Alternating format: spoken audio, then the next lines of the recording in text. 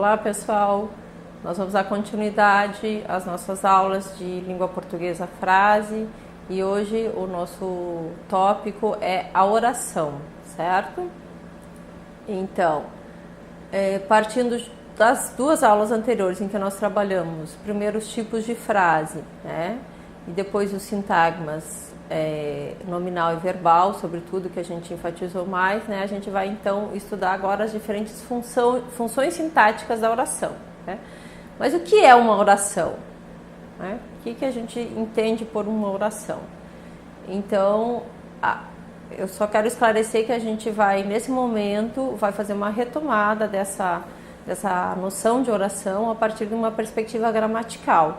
E depois, na próxima aula, a gente vai trabalhar com a oração, né, discutindo um pouco, problematizando um pouco essas nomenclaturas, inclusive, que a gramática dá e também observando como muitas vezes a gramática não dá conta, né, das próprias classificações que ela propõe, mas para que a gente possa avançar para essa questão, né, das abordagens linguísticas, para olhar um pouco o que é problemático nessa classificação gramatical, é importante que a gente retome o que a gramática diz sobre a oração. Então, que é esse percurso também que a gente faz no nosso material conteudístico dessa disciplina.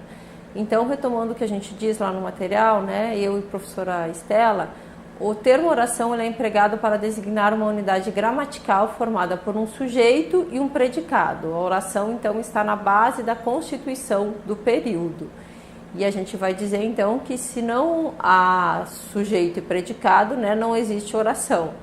Que é um pouco diferente da frase, como vocês devem lembrar, que pode ser constituída, por exemplo, por uma única palavra. A oração, né, o elemento principal para constituir a oração é o verbo.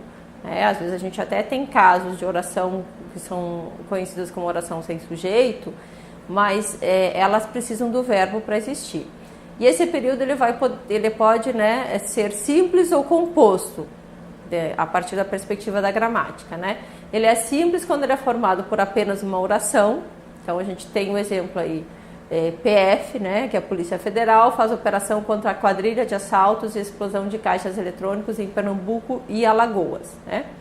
E o composto, que é então formado por mais de uma oração, pode ser duas ou três, quando a gente tem, por exemplo, períodos num texto em que você tem vários parágrafos, num texto onde você tem vários períodos compostos, né? O exemplo que eu trago aqui é: grupo explode agência bancária e furta caixa eletrônico em Ibimirim. Vejam que a gente tem, como é que a gente identifica o número de orações no período? A gente identifica pelo verbo. A gente tem grupo explode, né, agência bancária, e furta.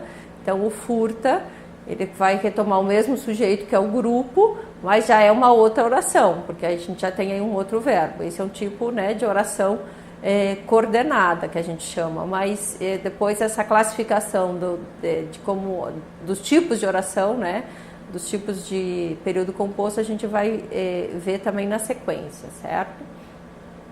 Então, e quais são as principais funções sintáticas, né, da oração? Então, quando a gente fala de fazer uma análise sintática de uma oração, a gente está falando disso, a gente está falando de olhar para as funções sintáticas dessa oração e ver, né, que função elas desempenham aí, tá? Então, as funções sintáticas da oração, elas tomadas do ponto de vista da gramática, são assim divididas. A gente tem o que a gente chama dos termos essenciais, os termos integrantes e os termos acessórios. Os termos essenciais, eles são formados pelo sujeito e predicado, e como o próprio nome diz, são essenciais, portanto, eles não podem faltar na oração, para que a gente, né, gramaticalmente falando, para que exista a oração, a gente precisa que tenha o sujeito e o predicado. Os termos integrantes são, né, formados pelos complementos nominal e verbal, né, os complementos nominais e verbais, que depois a gente vai ver como é que eles se desdobram.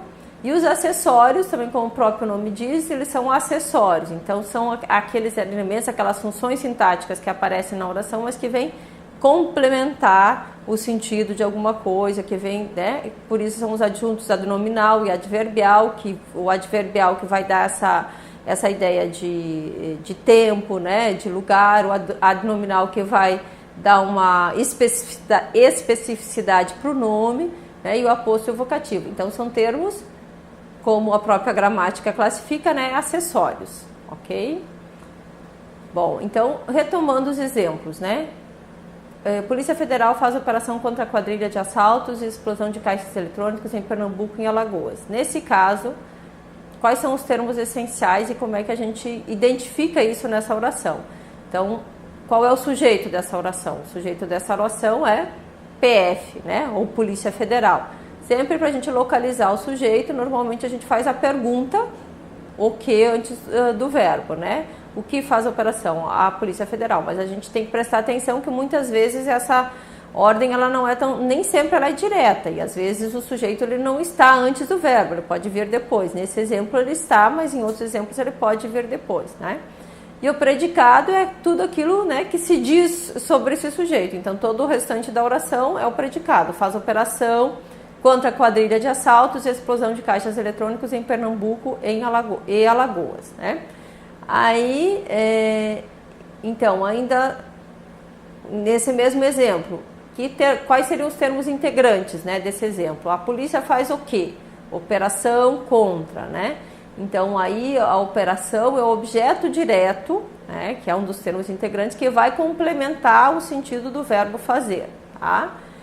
E operação contra quem? Quadrilha de assaltos e explosão de caixas eletrônicos. Nesse caso, a gente tem os complementos nominais, né, que vão completar e determinar primeiro o substantivo operação e, por sua vez, também os substantivos quadrilha e explosão, né? Porque a quadrilha é explosão de caixas eletrônicos, né? Quadrilha de assaltos, tá?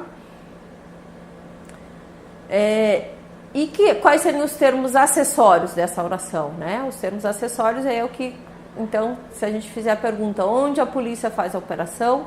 Em Pernambuco e Alagoas. Isso, na segunda gramática, a gente vai classificar como sendo o adjunto adverbial de lugar, que vai acrescentar uma informação nova, digamos, um dado novo à oração, né?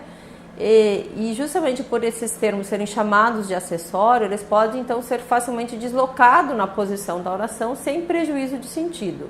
Então, por exemplo, numa possível reescrita dessa mesma oração, a gente poderia começar com o adjunto adverbial, dizendo em Pernambuco e em Alagoas, Polícia Federal faz operação contra a quadrilha de assaltos e explosão de caixas eletrônicos, ok?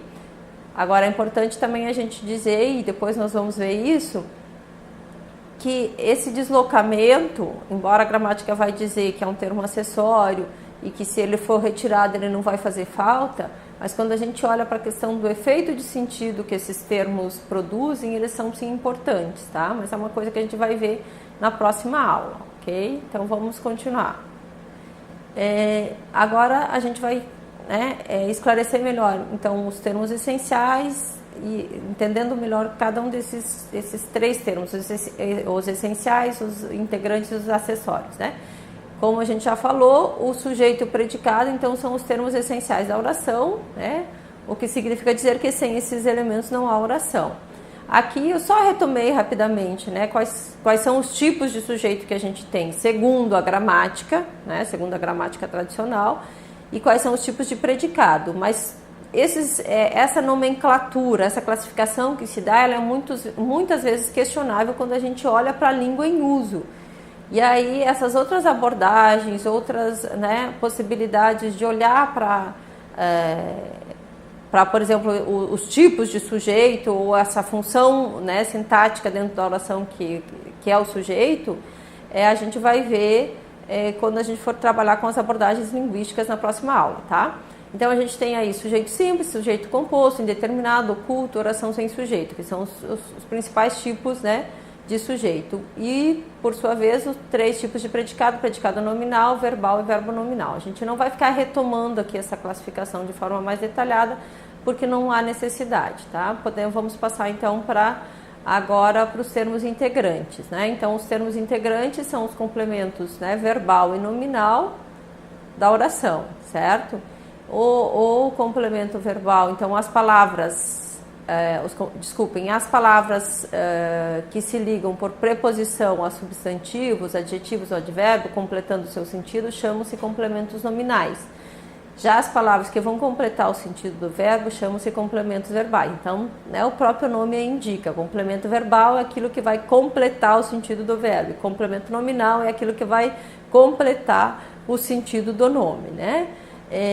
E os principais complementos verbais são o objeto direto e o objeto indireto, né? Dependendo se o verbo é transitivo direto ou se o verbo é transitivo indireto. Então, se o verbo é transitivo direto, vai exigir como complemento o objeto direto. No caso, se o verbo for transitivo indireto, exige-se como complemento o objeto indireto. Então, agora passando para os termos acessórios, né, para a gente entender um pouquinho melhor também os termos acessórios, eles são considerados, conforme a gente diz lá no material conteudístico, né, os termos que se juntam a um nome e a um verbo para determinar-lhes o significado. Então, eles vão dar uma especificidade de sentido, né, para o nome ou para o verbo.